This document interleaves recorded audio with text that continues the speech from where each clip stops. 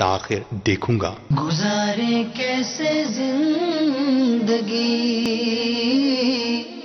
आओ उलमा से पूछ ले, आए जो मुश्किल पेश कोई, आओ उलमा से पूछ ले। अल्हम्दुलिल्लाहि रब्बिल आलमीन वस्सलातु वस्सलामु अला सय्यिदिल मुरसलीन अम्मा बअद फ़अऊज़ु बिल्लाहि मिनश शैतानिर रजीम बिस्मिल्लाहिर रहमानिर रहीम। अस्सलातु वस्सलामु अलैका या रसूलल्लाह, अस्सलातु वस्सलामु अलैका या हबीबल्लाह, अस्सलातु वस्सलामु अलैका या नबियल्लाह व अला आलिका व अस्हाबिका या नूर अल्लाह।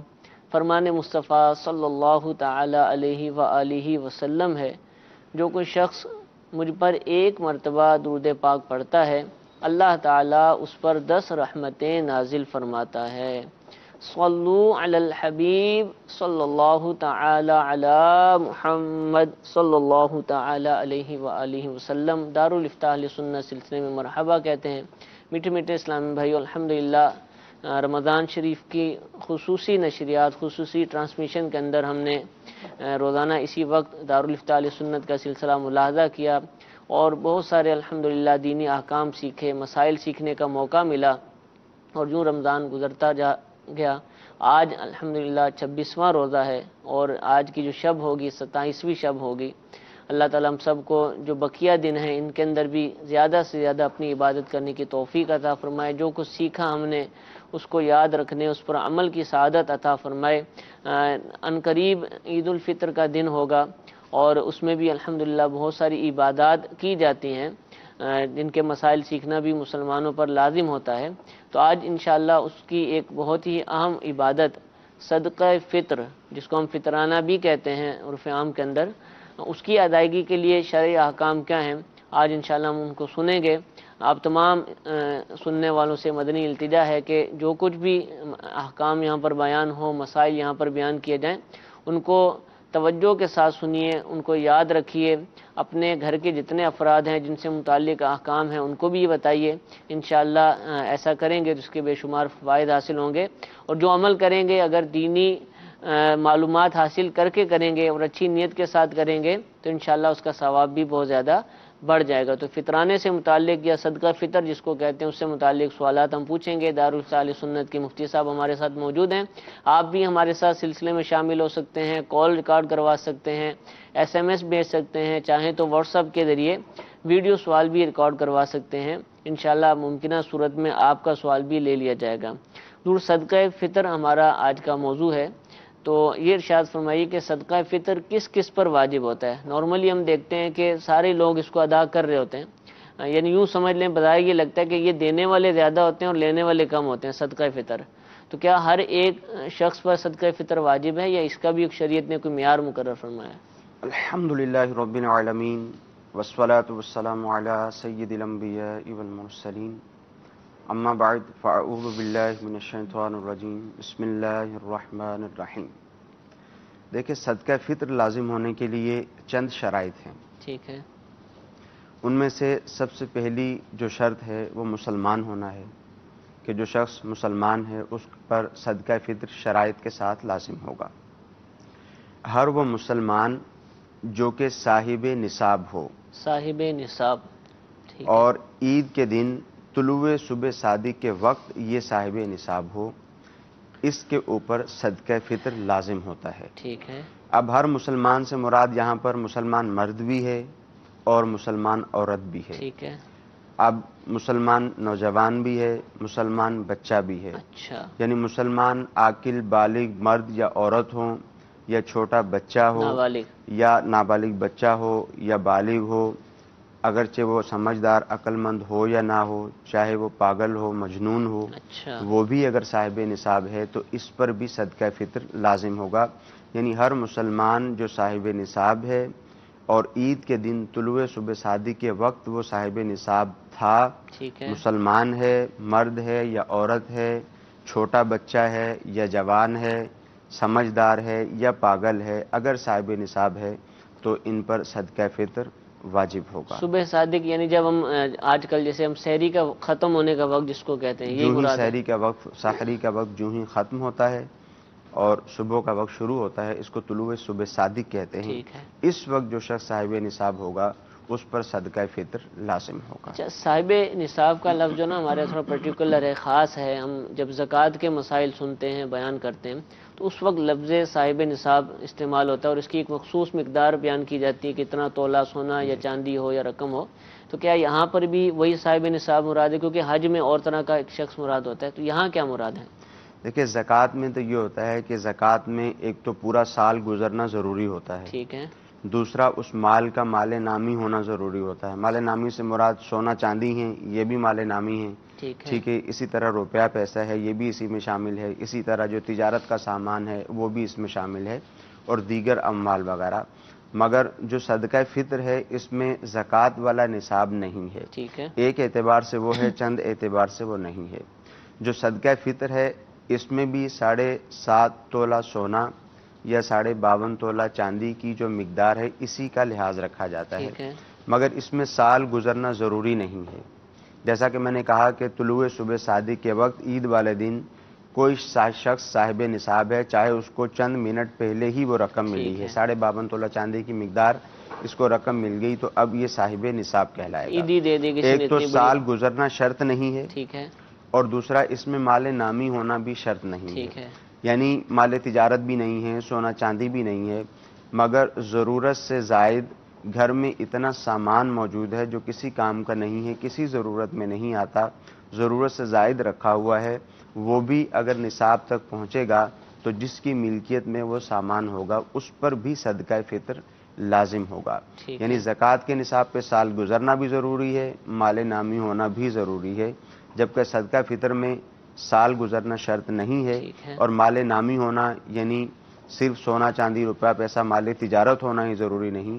اگر یہ ہوں جب بھی صدقہ فطر لازم ہوگا، اور اگر گھر کا دیگر جو سامان ہے جو ضرورت سے زائد رکھا ہوا ہے یہ بھی موجود ہوگا، نصاب کی مقدار جب بھی صدقہ فطر لازم ہوگا، جبکہ ضرورت سے زائد اگر ویسے سامان ہو گھر کا جو نصاب کی مقدار کو پہنچتا ہو اس پہ زکوٰۃ لازم نہیں ہوتی۔ اچھا، اس کی کچھ مثالیں دے دیں، چند ایک سامان کی، جیسے یہ سامان ضرورت سے زائد جیسے عموماً دیکھے جاتے ہیں۔ ضرورت سے زائد جو بڑی مثال دی جا سکتی ہے، جیسے مثال کے طور پر گھر میں ایک فریج کی ضرورت ہے، 2 رکھی ہوئی ہیں، اور دوسرا ویسے ہی رکھا ہے، ایسے استعمال ہی نہیں ہو رکھا رہا۔ ہوا ہے، بالکل استعمال میں اچھا، نہیں ہے۔ ٹھیک ہے۔ اسی طرح گھر کا ضرورت کا جو دوسرا سامان ہے، واشنگ مشین ہے، ایک ضرورت کی ہے، دوسری ایسے ہی لا کے رکھی ہوئی ہے، یہ بھی ضرورت سے زائد ہے، دونوں استعمال ہوتی ہے جو تو پھر بھی وہ نہیں دونوں آئے۔ استعمال ہوں گی تو پھر تو نہیں ٹھیک ہے۔ ہے۔ بعض فیملی ایسی ہوتی ہیں، بڑی فیملیاں ہوتی ہیں، زیادہ سامان ٹھیک ہے۔ موجود ہوتا ہے، تو جو ضرورت سے زائد سامان ہوگا اس کو شمار کیا جائے گا، ٹھیک ہے۔ اور اس کے اعتبار سے پھر ڈیکوریشن پیس دیکھا ہوتے جائے گا۔ ہیں، اس طرح کی چیزیں ہم کہہ سکتے ہیں کہ زائد جی بالکل، جو بھی ضرورت سے زائد جتنا ٹھیک۔ بھی سامان ہوگا یہ سارے کا سارا اس میں کاؤنٹ ہوگا۔ اچھا، یہ ہوگا کس پہ؟ مثال کے طور پہ زوجہ ہے، بیوی ہے، اور یا پھر بالغ اولاد ہے، آپ نے بالغ نابالغ سب کا فرمایا ہے، جی ان کے پاس رقم نہیں ہے، صاحب نصاب نہیں ہے، ہیں یہ بڑے ہیں، بالغ ہیں، بیوی بھی بالغ ہوگی، بالغہ ہی ہوگی، تو کیا ان کا بھی یہ ادا کرے گا یا صرف اس کا اپنے اوپر ہے؟ کس کس کا اس کے اوپر لازم آئے گا؟ لیکن جو شخص خود صاحب نصاب ہے ٹھیک ہے، اس پر اس کا اپنا فطرہ لازم ہے، ٹھیک ہے، اس کی نابالغ اولاد کا فطرہ لازم ہے، اور بالغ اولاد میں اس کا وہ بچہ یا بچی جو پاگل ہیں، مجنون ہیں، ان کا صدقہ فطر اس پر لازم ہے۔ ٹھیک ہے، اس کے بیٹوں میں سے جو بالغ ہیں، سمجھدار ہیں، ان میں سے کسی کا فطرہ اس پر لازم نہیں، اور یوں ہی زوجہ کا فطرہ بھی اس پر لازم نہیں ہے۔ نہیں ہے لازم، چاہے وہ فقیر ہو، یعنی کچھ بھی ہو، جی، اس پہ ان کا لازم۔ فطرہ بھی اس پر لازم عموماً نہیں ہے۔ لوگ اگر وہ خود صاحب نصاب ہیں، زوجہ تو ان صاحب پر ہی نصاب ہے لازم ہے۔ یا بالغ عقل مند صاحب جو بچے ہیں وہ خود صاحب نصاب ہیں، جب جو نابالغ بچہ ہے وہ بھی اگر خود صاحب نصاب ہے یا پاگل ہے، جوان ہے، خود صاحب نصاب ہے، تو سرپرست ان کے مال سے ہی ادا کرے گا۔ ٹھیک ہے، ٹھیک، جو والد پر جو لازم ہے وہ فقط وہ صورت ہے کہ نابالغ بچہ ہو یا نابالغ بچی ہو، یا بالغ بچہ ہو اس کے پاس اپنا مال نہ ہو، نابالغ بچے اور بچی کے پاس اپنا مال موجود نہیں ہے، ٹھیک ہے، تو اب سرپرست پر یعنی والد پر یہ لازم ہوگا جو کہ صاحب نصاب ہے، وہ ٹھیک، اپنا فطرہ بھی ادا کرے گا ٹھیک ہے، اور اپنے نابالغ بچے یا بچی کا فطرہ بھی ادا کرے گا، اور وہ بچہ یا بچی جو پاگل ہیں اگرچہ وہ صاحب نصاب نہیں ہیں ان کا فطرہ بھی یہ ادا کرے گا۔ ٹھیک ہے۔ اچھا، اس میں ایک لوگوں میں مشہور ہے کہ صدقہ فطر ادا کرنا ہے جس دن، اب جیسے آپ نے فرمایا کہ زوجہ کا بھی نہیں ہے اگر وہ صاحب نصاب نہیں ہے، بالغ اولاد کا بھی نہیں، لیکن لوگ ادا کر رہے ہوتے ہیں، ان کا بھی دے رہے ہوتے ہیں۔ اسی طرح کہا جاتا ہے کہ مہمان آیا ہو نا تو اس کا بھی صدقہ فطر ادا کرنا ہوگا، تو کیا اس شخص پر اپنے آنے والے گھر میں موجود مہمان کا صدقہ فطر لازم ہے؟ لیکن مہمان کا صدقہ فطر بھی اس پر لازم نہیں ہے میزبان کے اوپر، ٹھیک ہے، اور اسی طرح زوجہ کا صدقہ وہ فطر آپ بھی نے لازم ارشاد فرما نہیں ہے، دیا۔ بالغ اولاد کا صدقہ فطر بھی لازم نہیں ٹھیک ہے، ہے۔ والدین کا صدقہ فطر بھی اس پر اچھا، لازم والدین نہیں کا ہے، بھی نہیں ہے۔ جو چھوٹے بہن بھائی ہیں بالغ ہوں یا نابالغ ہوں ٹھیک ان ہے۔ کا صدقہ فطر بھی اس پر لازم نہیں ہے۔ ٹھیک ہے۔ ہاں، ہمارے ہاں عمومی طور پر یہ ہوتا ہے جیسے آپ نے ابتدا میں کہا کہ دینے والے زیادہ ہوتے ہیں، لینے والے صدقہ فطر کم کے ہوتے معاملے ہیں میں صدقہ ظاہر فطر کے لگتا ہے۔ معاملے میں، تو وہ یہی صورت ہوتی ہے کہ بہت سارے لوگ صاحب نصاب نہیں بھی ہوتے، وہ اپنا بھی ادا کر رہے ہوتے ہیں، اپنی اولاد کا بھی ادا کر رہے جی ہوتے ہیں، جی۔ بالغ نابالغ سب کا ادا کرتے ہیں، والدین کا بھی ادا کر رہے ہوتے ہیں، چھوٹے بہن بھائیوں کا بھی ادا کر رہے ہوتے ہیں، سبھی کا ادا کر رہے ہوتے ہیں۔ ٹھیک ہے۔ تو ظاہر ہے جو وجوب ہوگا وجوب کے اعتبار سے وجوب کاؤنٹ ہو جائے گا، صحیح۔ اور جو واجب نہیں ہوگا وہ صدقہ نفلی کاؤنٹ ہو جائے نفلی گا، کاؤنٹ صدقہ نفلی شمار ہو جائے گا۔ ٹھیک ہے۔ اچھا، اس میں اب دیکھیں رمضان شریف گزرتا ہے، عید آتی ہے، پھر ہم صدقہ فطر کا واجب ہونے کا کہتے ہیں، ویسے تو لوگ دے رہے ہوتے ہیں، تو کیا یہ روزے سے اس کا کوئی تعلق ہے؟ اور اگر تعلق ہے تو جس نے روزہ نہیں رکھا کسی بھی وجہ سے ویسے چھوڑ دیا یا عذر کی بنا پر، تو کیا اس پر بھی صدقہ فطر ہوگا؟ صدقہ فطر کا تعلق ایک اعتبار سے روزے کے ساتھ نہیں ہے۔ اچھا۔ معاذ اللہ کسی نے جان بوجھ کر روزہ چھوڑ دیا تو ظاہر سخت گناہ گار ہوگا، توبہ لازم ہوگی، قضا بھی کرے گا، اور جس شخص نے کسی مجبوری کی بنا پر روزہ چھوڑا اس کو بھی اس روزے کی قضا کرنی ہے۔ بعض لوگ ایسے بھی ہیں جن کو شیخ فانی کہا جاتا ہے، جی جی، اس کی جن وضاحت کو ہم نے روزے کا کی ہے۔ فدیہ ویسے ہی ادا کرنا جی جی۔ ہوتا ہے، اس نے روزہ رکھنا ہی نہیں ہوتا۔ ٹھیک ہے۔ تو ان سب چیزوں کا تعلق صدقہ فطر کے ساتھ نہیں ہے۔ صدقہ فطر کا تعلق صاحب نصاب ہونے کے ساتھ ہے، جو عید کے دن طلوع صبح صادق کے وقت صاحب نصاب ہوگا اس کو صدقہ فطر کی چاہے اس نے ادائیگی روزہ کرنی رکھا ہے، نہ چاہے رکھا۔ اس نے جان بوجھ کے روزہ نہیں رکھا معاذ اللہ، یا کسی معذوری کی بنا پر چھوڑ دیا، یہ شیخ فانی نے روزہ نہیں رکھا اس نے فدیہ ادا کیا، یہ لوگ اگر صاحب نصاب ہیں تو صدقہ فطر ادا کریں گے۔ اچھا، بہت چھوٹا بچہ جیسے ابھی پیدا ہوا، کسی گھر عید کے رات کو ہی پیدا ہو گیا، چاند رات کو، تو کیا اس کا بھی لازم ہو جائے گا؟ اس کا صدقہ فطر بھی لازم ہوگا۔ طلوع صبح صادق سے پہلے جو بچہ پیدا ہو ٹھیک گیا ہے۔ اس کا صدقہ فطر اس کے باپ پر لازم ہوگا جبکہ وہ خود صاحب نصاب ہو۔ ٹھیک ہے، ٹھیک ہے، جزاک اللہ۔ اچھا، واضح ایسا ہوتا ہے کہ ادا نہیں کر پاتے، اب لوگوں کے ذہن میں یہ کہ ایک تو عید سے پہلے دے دیا، یہ عید کے دن جو بستے لگے ہوتے ہیں، مختلف لوگ صدقہ فطر جمع کر رہے ہوتے ہیں، ان کو دے دیتے ہیں نا، اب عید کی نماز میں تاخیر سے پہنچے اور وہ بستہ والا بھی نماز پڑھنے چلا گیا اور نہیں لے پایا، تو اب سمجھتے ہیں کہ شاید اب نہیں دینا ہے، تو اس طرح پچھلے سال کا رہ گیا، تو کیا واقعتاً ایسا ہے کہ اس کے بعد نہیں دے سکتے؟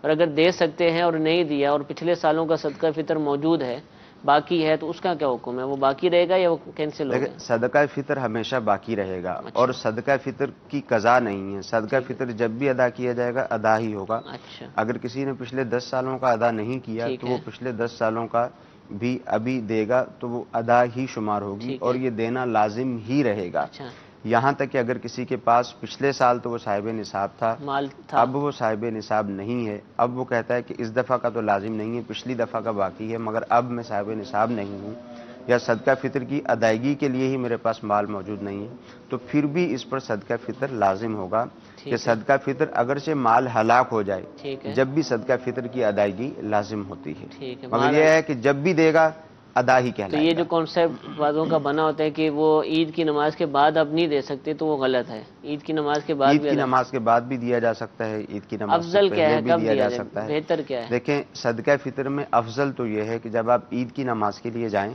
ٹھیک ہے، عید کی نماز کی ادائیگی سے پہلے صدقہ فطر ادا کرتے ہیں، ٹھیک ہے۔ سب سے افضل اور بہترین صورت جو ہے وہ یہی ہے۔ عید سے پہلے بھی دے سکتے ہیں؟ عید سے پہلے بھی دیا جا سکتا ہے، ٹھیک ہے، رمضان المبارک میں بھی دیا جا سکتا ہے، رمضان سے پہلے بھی دیا جا ٹھیک سکتا ہے۔ ہمارے یہاں عمومی طور پر صورتحال ایسی ہوتی ہے کہ جب ہم صدقہ فطر کسی کو دیں گے تو ظاہر ہے اس کے ساتھ وہ اپنی عید کی تیاری کرے گا۔ ٹھیک، صدقہ فطر کی ایک حکمت یہ بھی ہے صحیح کہ وہ صحیح، اپنی عید کی تیاری کرے گا، تو بہتر یہ ہے کہ پہلے ادا کر دیا جائے تاکہ جس کو آپ نے صدقہ فطر ادا کیا ہے وہ اپنی اور اپنے بچوں کی عید کی تیاری کر لے۔ اچھا، یہ دینا کس کو، یہ بھی اب آخر میں آپ وضاحت فرما دیں کہ جس کو زکوٰۃ دے سکتے ہیں اچھا، اس کو صدقہ فطر بھی دے سکتے ہیں، ٹھیک ہے، یعنی جو زکوٰۃ کا مستحق ہے وہ صدقہ فطر کا بھی مستحق ہے اس کو دے سکتا اچھا، اب مثال کے طور پہ عید کی نماز پڑھنے جاتے ہیں تو بہت سارے فقراء روڈوں پر بیٹھے ہوتے ہیں اور وہ آوازیں لگا رہے ہوتے ہیں کہ اپنے روزوں کا، نمازوں کا صدقہ دے دیں، صدقہ فطر دے دیں، فطرانہ دے دیں، تو کیا ان کو دے سکتے ہیں؟ کیا دیکھیے، یا ان کی جی چاہے فرمائیں۔ صدقہ فطر ہو چاہے زکوٰۃ ہو، جس نے ادا کرنی ہے اس پہ لازم ہے کہ وہ اس چیز کو پہلے اچھی طرح سے دیکھ لے گا ٹھیک ہے، کہ میں جس کو دے رہا ہوں وہ شریف فقیر ہے یا نہیں ہے۔ ٹھیک ہے، اگر اس کا غالب گمان یہ ہوتا ہے، یہ سوچ بچار کے بعد دیتا ہے، غالب گمان اس کا یہ ہوتا ہے کہ ہاں یہ مستحق ہے، یہ شرعی فقیر ہے، ٹھیک یہ ہے، غنی نہیں ہے، پھر یہ اس کو ادا کرے گا، تو اب اگرچہ اس نے دھوکہ دہی کی، اس کی طرف سے ادا ہو جائے گا۔ ٹھیک ہے۔ اچھا، ایک صدقہ فطر مثال کے طور پہ 100 روپیہ ہے، تو کیا وہ جس کو بھی دوں تو پورا دوں، یا ایسا بھی میں کر سکتا ہوں کہ 50 اس کو دے دیے، 50 اس کو، یا فقراء واقعتاً شریف فقیر ہے اور میں چاہتا ہوں 10 روپے سب کو دے دوں، کیا ایسا ہو سکتا ہے یا ایک ساتھ ہی دینا ضروری ایسا ہے؟ بھی کر سکتے ہیں، دونوں ہی صورتیں جائز ہیں۔ ایسا بھی کر سکتے ہیں کہ اگر کوئی شخص صدقہ فطر دینا چاہتا ہے، وہ ایک صدقہ فطر دینا چاہتا ہے، 100 روپے دینا چاہتا ہے گندم کے اعتبار سے، یا جو کے اعتبار سے 240 روپے دینا ٹھیک ہے، چاہتا ہے، یا کشمش یا کھجور کے اعتبار سے 1600 روپے 1600 دینا چاہتا ہے، وہ جو 1600 روپیہ بھی ہوگا وہ بھی ایک ہی صدقہ فطر ہوگا۔ ٹھیک ہے، اب یہ 16 افراد کو دینا چاہتا ہے تو دے سکتا ہے، صحیح، اور اگر اپنے گھر کے تمام صدقہ فطر، ایک گھر میں 10 صدقہ فطر اگر بنتے ہیں، وہ چاہتا ہے کہ وہ ایک ہی شریف فقیر کو دے دے تو ایک کو بھی دے سکتا ٹھیک ہے، ہے، ایک صدقہ فطر زیادہ کو بھی دے سکتا ہے، ٹھیک ہے، اور زیادہ صدقہ فطر ایک کو بھی دے ٹھیک سکتا ہے، ہے، اس میں کوئی حد بندی نہیں ہے۔ کوئی حد ٹھیک بندی ہے، نہیں۔ جزاک اللہ۔ الحمدللہ دعوت اسلامی بھی دیگر عطیات کے ساتھ ساتھ صدقہ فطر بھی وصول کرتی ہے اور اس کو شرعی تقاضوں کے مطابق الحمدللہ جہاں بھی اس کا حق بنتا ہے وہاں پر خرچ بھی کرتی ہے۔ جیسا کہ ابھی مفتی صاحب نے ارشاد فرمایا کہ 100 روپیہ اگر آپ گندم کے حساب سے دینا چاہیں تو 100 روپیہ دے سکتے ہیں، جو کے حساب سے دینا چاہیں تو 240 روپیہ، اور کشمش منقع جس کو کہتے ہیں یا کھجور کا اگر اعتبار کرتے ہیں تو 1600 روپے فی کس کے اعتبار سے آپ ادا کر سکتے ہیں۔ اور یہ ایک محتاط اندازہ بیان کیا گیا کہ مختلف شہروں میں مختلف آراء کے اعتبار سے، سبھی کے اعتبار سے الحمدللہ اس رقم کو ادا کریں گے تو آپ کا صدقہ فطر ادا ہو جائے گا۔ اگر یہ بات چلی ہے تو یہ بھی بتا دیں کہ اس کے اعتبار سے دیں تو یہ، اس کے اعتبار سے یہ، تو یہ کیا ہے؟ کیا مخصوص لوگوں کا الگ الگ ہے یا یہ کیا معاملہ کیا ہے؟ گندم، کھجور، کشمش؟ نہیں، مخصوص لوگوں کا الگ الگ تو نہیں ہے۔ ٹھیک ہے، اگر کوئی شخص بہت زیادہ صاحب حیثیت ہے، اس کے ماشاءاللہ، پاس مال و دولت زیادہ ہے، وہ بھی اگر گندم کے اعتبار سے دے گا ہو جائے گا، اور 100 روپے ادا کرے گا تو صدقہ فطر تو اس کا بھی ادا ہو ٹھیک جائے ہے، گا۔ مگر چونکہ صدقہ فطر کی جو حکمت ہے، اس حکمت میں سے ایک حکمت یہ بھی ہے کہ غریبوں کا زیادہ بھلا ہو، ٹھیک ہے، عید اچھے طریقے سے وہ گزار سکیں، تو اس میں ہر شخص کو اپنی حیثیت کے مطابق ادا کرنا چاہیے۔ ٹھیک ہے، جو 100 روپے کے اعتبار سے ادا کر سکتا ہے وہ 100 روپے کے اعتبار سے، یعنی گندم کے اعتبار سے ادا کرے۔ جو جو کے اعتبار سے 240 روپے فی کس ادا کر سکتا ہے وہ اس کے اعتبار سے ادا کرے، ٹھیک ہے، اور جو زیادہ صاحب حیثیت ہے وہ کشمش یا کھجور کے اعتبار ٹھیک سے، ہے، یعنی 1600 روپے فی کس کے اعتبار سے ادا کرے۔ جتنا زیادہ اللہ تعالیٰ کی راہ میں دیں گے اتنا زیادہ اجر ملے گا۔ انشاءاللہ، انشاءاللہ۔ اور یہ بھی یاد رکھیے کہ جو یہ رقم بیان کی ہے 100، 240 اور 1600 روپیہ، یہ پاکستان کے اعتبار سے ہے۔ سن 2017 1438 سن ہجری کا جو رمضان شریف ہے، اس میں جو ان اشیاء کے ریٹس بازار کے اندر موجود ہیں اس کا ہم نے اعتبار کر کے یہ رقم بیان کی ہے۔ اگلے سال ضروری نہیں کہ یہی رقم ہو، کم بھی ہو سکتی ہے اور زیادہ بھی ہو سکتی ہے۔ اور اسی طرح جو دیگر ممالک ہیں پاکستان کے علاوہ، ان میں بھی یہ رقم ہو، ان چیزوں کی یہ ضروری نہیں ہے۔ تو اپنے اپنے جو ممالک ہیں وہاں پر جو ان چیزوں کے ریٹس ہیں وہ حاصل کیے جائیں اور اس کے بعد جو ہے پھر صدقہ فطر کی ادائیگی کی جائے۔ ہمارے پاس کالز بھی موجود ہیں، ایس ایم ایس بھی آپ کے تشریف لا رہے ہیں۔ پہلی کال سلسلے میں شامل کرتے ہیں، جی چلائیے۔ شاہجہان پور ہند سے بول رہا ہوں۔ میرا سوال یہ ہے کہ ہماری والدہ پر زکوٰۃ فرض ہے لیکن ان کے پاس اتنی مالیت نہیں ہے کہ دے سکے، اور ہم جو ہے زکوٰۃ اپنی بہن کو دے سکتے ہیں؟ اپنی ماں کی طرف سے زکوٰۃ ہم اپنی بہن کو دے سکیں یا نہیں؟ جی، زکوٰۃ فرض ہے اور بڑا مسئلہ ہوتا ہے کہ سونا ہوتا ہے لیکن دینے کے لیے رقم نہیں ہوتی، تو یہ پریشانی ہے۔ اور دوسرا یہ کہ یہ غالباً اپنی والدہ کی طرف سے دینا چاہتے ہیں لیکن دیں گے اپنی بہن کو، تو کیا ہو جائے گی زکوٰۃ؟ دیکھیں، اولاً تو یہ ہے کہ جس کے پاس گولڈ موجود ہے، 7.5 تولے سے زیادہ سونا موجود ہے اور رقم وغیرہ انہوں نے کہا ان کے پاس نہیں ہے، تو اگر کسی کے پاس فقط گولڈ ہی ہے، فقط سونا ہی ہے، تو اس کا 7.5 تولہ ہونا ضروری ہے۔ 7.5 تولہ یا اس سے زیادہ ہو۔ اگر 7.5 تولہ سونا موجود ہے تو زکوٰۃ تو ان پہ لازم ہوگی۔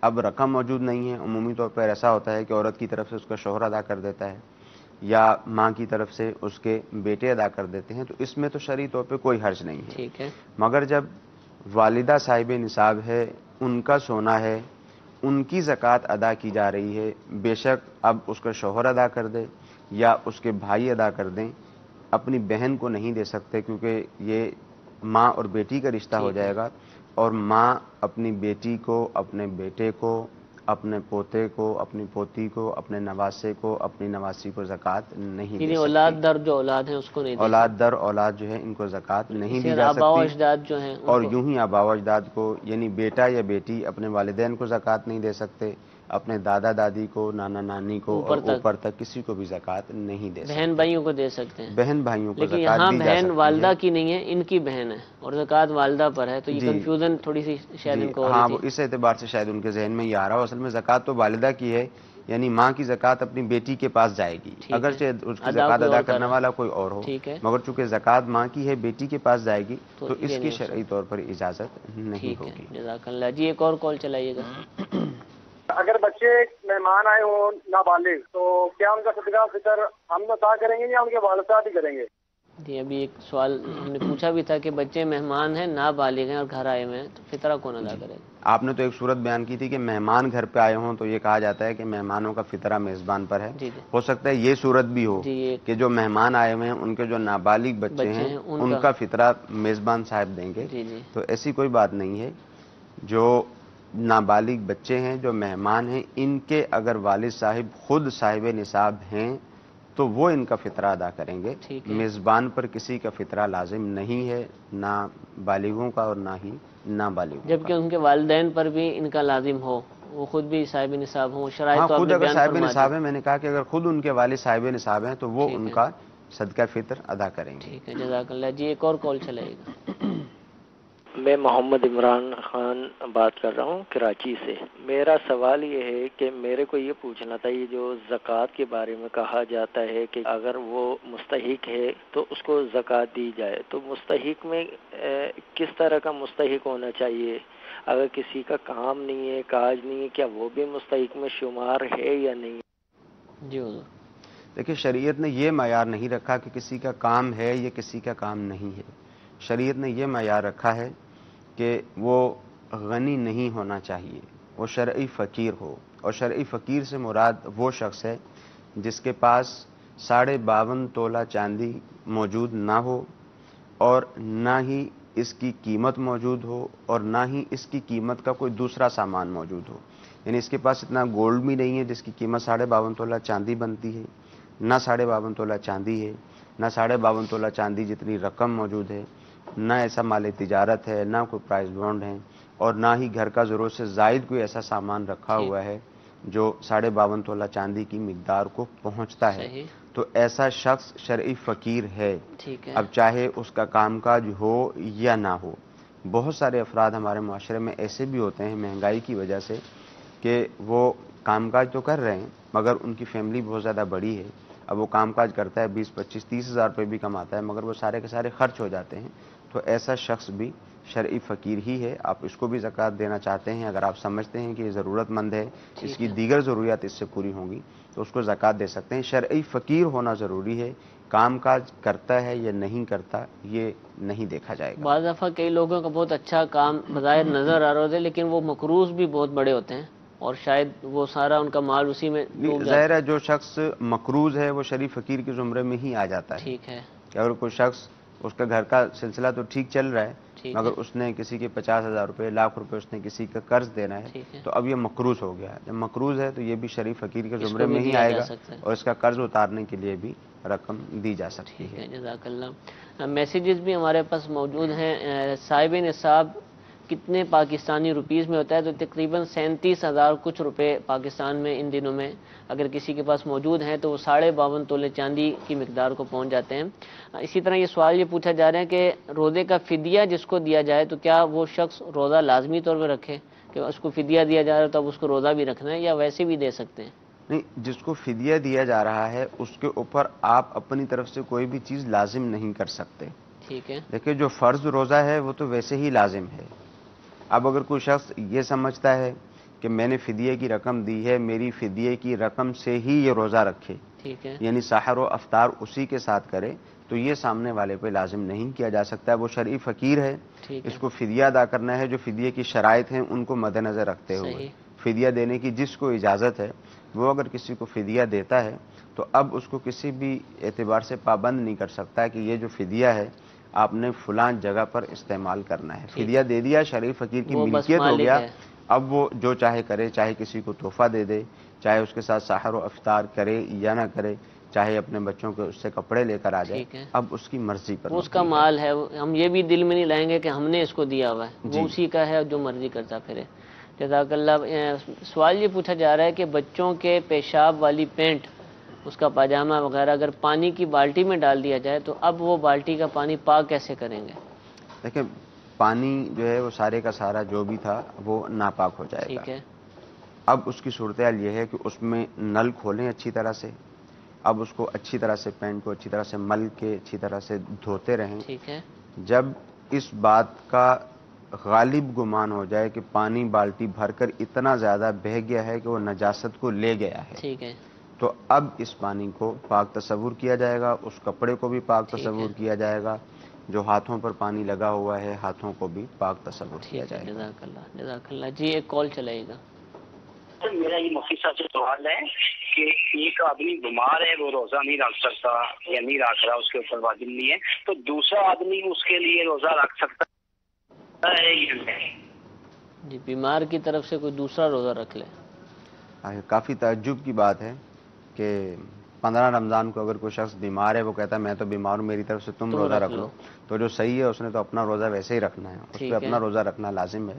تو دیکھیں، اول تو یہ ہے کہ جو فرض عبادت ہے کوئی بھی کسی کی طرف سے ادا نہیں کر سکتا، چاہے وہ نماز ہے چاہے وہ روزہ ہے، کسی کی طرف سے ادا نہیں کی جا سکتی۔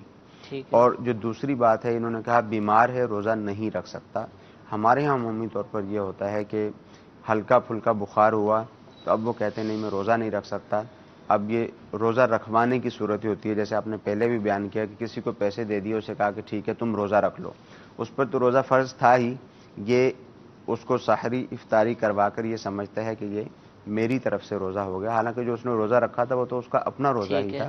باقی جہاں تک بیمار کا تعلق ہے تو بیمار کو اس بات کی اجازت نہیں ہے کہ وہ فدیہ ادا کر دے، صحیح، اس کی اجازت نہیں ہوتی۔ ٹھیک ہے، بیمار جب اچھا ہو جائے گا، اب جب بیمار ہے روزہ رکھنے کی طاقت و قوت واقعتاً نہیں ہے تو اب روزہ نہ رکھے، بعد میں رمضان المبارک کے بعد اس روزے کی قضا کرے۔ ٹھیک ہے، جزاک اللہ۔ اچھا حضور، صدقہ فطر میں ایک چیز یہ بھی ہے کہ لوگ بہت جگہوں پر دے دیتے ہیں، اس کے اندر اتنی احتیاط نہیں کی جاتی، تو اگر کوئی اس کو مسجد کے چندے کا جو باکس ہے جو لگا ہوتا ہے نصب ہوتا ہے اس میں جا کے ڈال دے تو کیا صدقہ فطر یوں کرنے سے ادا اس ہو طرح جائے؟ سے صدقہ فطر ادا نہیں ہوگا۔ اچھا، صدقہ فطر میں بھی زکوٰۃ ہی کی طرح شرعی فقیر کو مالک بنانا ہوتا ٹھیک ہے۔ ہے، اب مسجد کے کسی فرد کو اگر دے دیا، جیسے زکوٰۃ مسجد کی جو کمیٹی کے افراد ہیں ان کو دے دی، یا صدقہ فطر دے دیا، اور مسجد کمیٹی والوں نے ضرورت کی بنا پر اس کو لیا اور لے کر شرعی فقیر کو دیا، اور شرعی فقیر نے اپنی ملکیت کرنے کے بعد مسجد کے کاموں کے لیے اپنی طرف سے ڈونیٹ کر دیا، چندے کے طور پر دے دیا،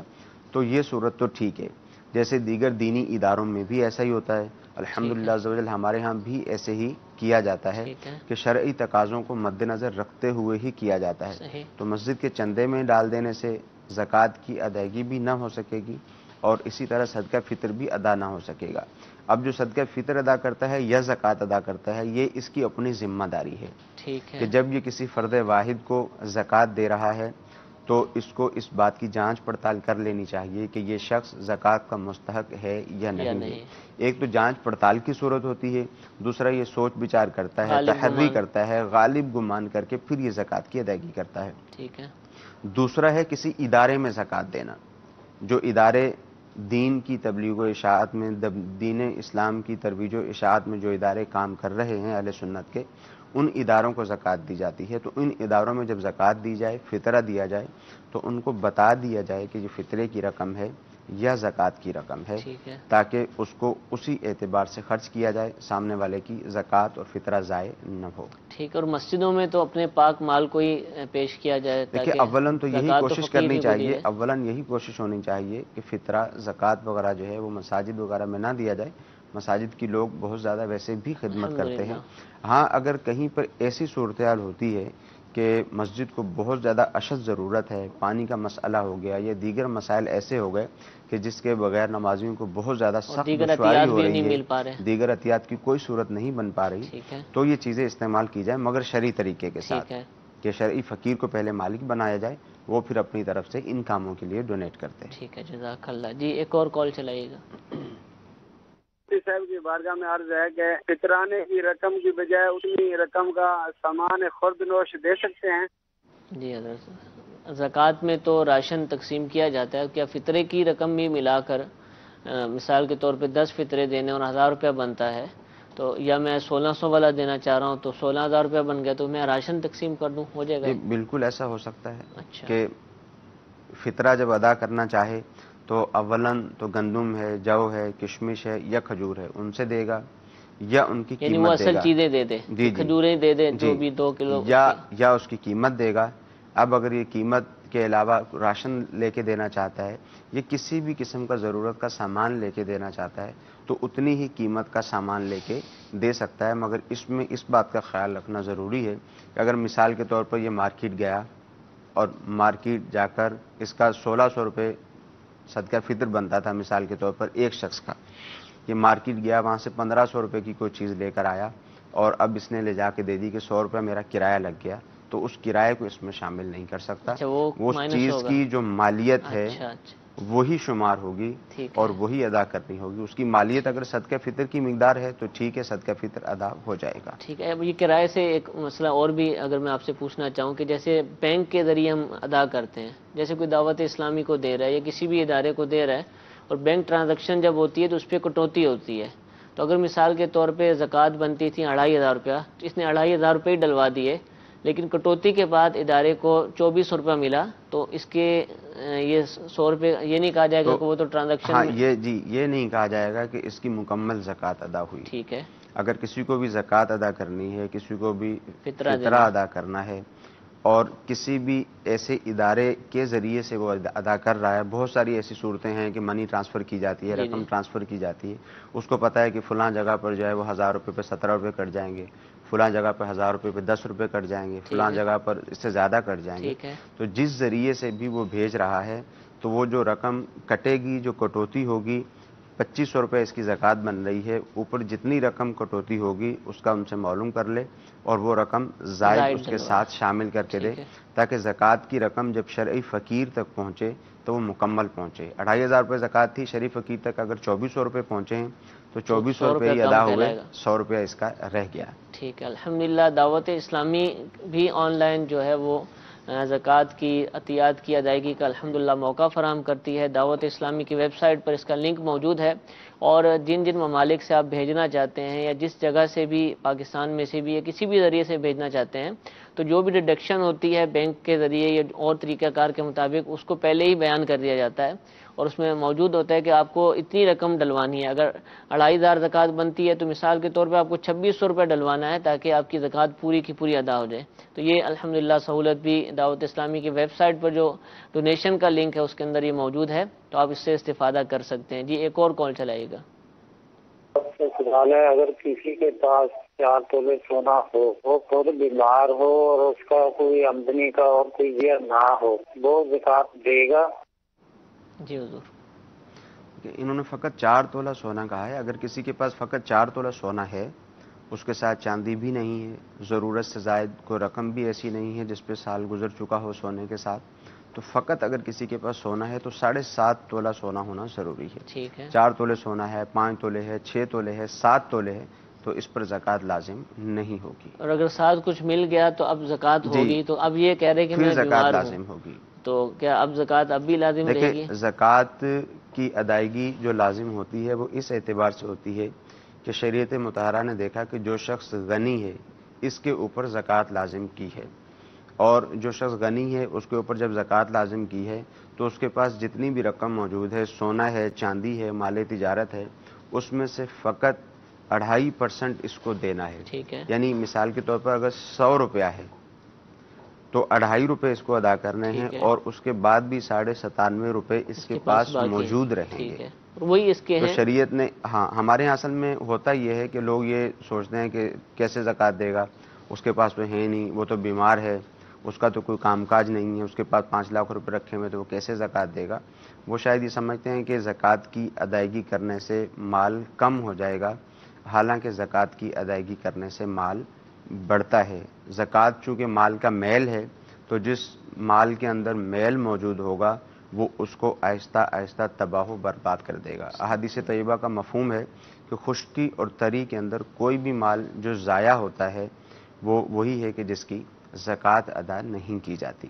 ٹھیک ہے، تو یہ ایک کانسیپٹ ہوتا ہے، زکوٰۃ ادا کریں گے تو انشاءاللہ عز و جل اللہ تعالیٰ کی بارگاہ سے امید ہے کہ بیمار اچھا ہو جائے گا، کاروبار نہیں ہے تو کاروبار بہتر ہو جائے گا، ایسی کوئی نہ کوئی صورتحال سامنے آ جائے گی۔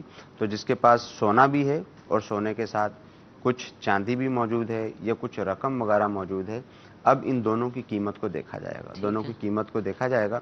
اگر 52.5 تولہ چاندی کی قیمت تک پہنچتے ہیں تو پھر زکوٰۃ ادا کرنی ہوگی۔ ٹھیک ہے۔ اچھا، سیلز ٹیکس، انکم ٹیکس، ہم جو کٹوتیاں ہوتی ہیں، ڈیڈکشن ہوتی ہیں، تو کیا یہ کہہ سکتے ہیں کہ ہمارے تو کٹ گیا ہے تو زکوٰۃ ادا ہوگی، یا اس کے بعد جو بچے گا وہ ہم کیا اس کا حکم ہوگا؟ ان کو زکوٰۃ شمار نہیں کیا جا سکتا، یہ جتنی بھی کٹوتیاں ہوتی ہیں ان کو زکوٰۃ شمار نہیں کیا جا سکتا۔ ٹھیک ہے، یہ الگ ہیں، ان کا الگ ہی اعتبار کیا جائے گا۔ اور عموماً جو 100 روپے کی چیز بیچتا ہے تو اس کو پتہ ہوتا ہے کہ یہ 100 روپیہ میں نے نہیں کمایا، یہ ٹیکس مائنس کر کے ہی کمایا، تو اس کا ذہن پہلے بنا ہوتا ہے۔ تو اگر زکوٰۃ کے معاملے میں یہ ذہن بن جائے کہ یہ 100 روپیہ نہیں ہے میرا، 97.5 روپے ہیں میرے، تو انشاءاللہ پھر دینے میں آسانی بھی ہوگی، ذہن بھی بنا ظاہر ہے یہاں کم ہیں وہاں زیادہ ہیں، جی وہاں اس سے کٹنے والے زیادہ ہیں، ادا بھی کرتے ہیں لوگ، دیتے بھی ہیں الحمدللہ۔ یہ ایک اور کال چلائیے گا۔ محمد نوید احمد اتاری عرض کر رہا ہوں عمان مسقط سے۔ یہ جو سرسایہ ہے ہم مسقط عمان کے حساب سے ادا کریں گے یا پاکستان کے حساب؟ ہم عمان میں کام کرتے ہیں لیکن ہیں پاکستانی۔ حضور یہ بھی بڑا اہم مسئلہ ہے، رہتے عمان میں ہیں اور کام ہیں پاکستانی، صدقہ فطر کا کیا ہوگا؟ دیکھیں صدقہ فطر میں ادا کرنے والے کا اعتبار ہے، جہاں وہ موجود ہے، جہاں وہ ادا کر رہا ہے، صدقہ فطر میں اس کا اعتبار ہے۔ تو اگر یہ وہاں صدقہ فطر کی ادائیگی کریں گے تو وہیں کے اعتبار سے کریں گے، جیسے یہاں کے اعتبار سے ہم نے ایک قیمت بتائی 100 روپے ہے، 240 ہے، یہ 1600 روپے ہے، تو وہاں کے اعتبار سے اچھی طرح سے معلومات حاصل کر لیں اور اس کے اعتبار سے صدقہ فطر ادا کریں۔ یہ پاکستان میں بھی کر سکتے ہیں ادا؟ پاکستان میں بھی ادا کر سکتے ہیں، ادا کرنے والے کا ہی اعتبار ہے۔ اگر پاکستان میں ادا کیا جائے گا تو پاکستان کا اعتبار ہوگا، اگر عمان میں ادا کیا جائے گا تو وہاں کا اعتبار ہوگا۔ جزاک اللہ۔ جی آخری کال سلسلے میں شامل کرتے ہیں، چلائیے۔ لوگ اعتکاف کے آخری 10 دنوں میں 3 دن اعتکاف میں بیٹھتے ہیں، آیا کہ یہ اعتکاف سنت ہوگا یا نفلی ہوگا؟ السلام علیکم ورحمۃ اللہ وبرکاتہ۔ آج جیسے 27ویں شب ہے تو بے شمار لوگ الحمدللہ آئیں گے، تو کیا حکم ہوگا اس کا؟ دیکھو جو سنت اعتکاف ہے وہ تو آخری 10 دنوں کا ہی ہے، جو سنت اعتکاف ہے۔ اس سے کم اگر کوئی اعتکاف کرنا چاہتا ہے، اگرچہ وہ آخری 10 دنوں میں کرے، 1 دن کا، 2 دن کا یا 3 دن کا اعتکاف کرے گا، تو یہ اس کا نفلی اعتکاف شمار ہوگا۔ سنت اعتکاف جو ہے وہ آخری 10 دنوں کا ہی ہے۔ اور صدقہ فطر کے متعلق ابتدا میں ہم نے کچھ مسائل بیان کیے، تو اس میں اس بات کی وضاحت کر دوں، بالخصوص نابالغ کے متعلق، ٹھیک ہے، اور جو بالغ ہے مگر مجنون اور پاگل ہے اس کے متعلق ہم نے یہ کہا کہ والد ان کی طرف سے صدقہ فطر ادا کرے گا۔ تو پہلے بیان تو ہو چکا ہے، مزید وضاحت کے ساتھ اس کو یوں بیان کرنا چاہتا ہوں کہ اگر ان کے پاس اپنا مال موجود ہے، یعنی نابالغ ہے، بعض اوقات نابالغ بھی صاحب نصاب ہوتا ہے، پاگل مجنون ہے وہ بھی بعض اوقات صاحب نصاب ہوتا ہے، ان کے پاس اگر اپنا مال موجود ہے تو باپ یعنی جو سرپرست ہے وہ پھر ان کی طرف سے ان کا جو مال ہے اسی میں سے ادا کرے گا۔ اپنی طرف سے بھی کر سکتا ہے، کرنے کی شرعی طور پہ اجازت ہے، مگر جب ان کے پاس اپنا مال موجود ہے تو سرپرست ان کے مال سے ادا کر سکتا ہے۔ جزاک اللہ۔ میٹھے میٹھے اسلام بھائی، دارالفتاح اہل سنت کا سلسلہ ملاحظہ کیا، الحمدللہ بہت سارے احکام ہم نے سیکھے، اللہ تعالیٰ ان کو یاد رکھنے عمل کی توفیق عطا فرمائے۔ کل جمعۃ المبارک ہے، جمعۃ المبارک کو سلسلہ نہیں ہوتا. انشاءاللہ ہفتے کے دن اسی وقت دوبارہ دارالافتاء اہل سنت کے سلسلے کے ساتھ حاضر ہوں گے. اللہ تعالیٰ ہم سب کو علم دین حاصل کرنے، دوسروں تک پہنچانے، خود بھی عمل کرنے، دوسروں کو ترغیب دلانے کی توفیق عطا فرمائے. آمین بجاہ النبی الامین.